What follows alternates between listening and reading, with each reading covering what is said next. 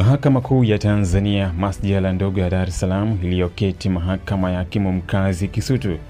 imewahukumu kunyongwa hadi kufa mama na mtoto wake wa kiume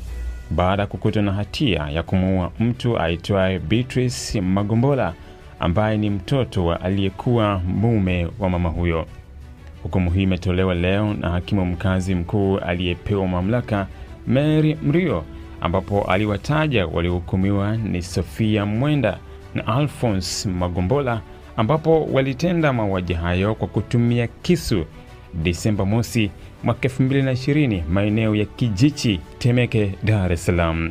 Awali hakimu Mrio alisema ushahidi uliotumika kuwatia hatiani washtakiwa ni wa kimazingira, ambapo jamhuri ilionyesha kwamba mwili wa marehemu uliokotwa eneo la Zinga, wilaya ya Bagamoyo, ambapo ulichunguzwa na ukazikwa na halmashauri ya Bagamoyo.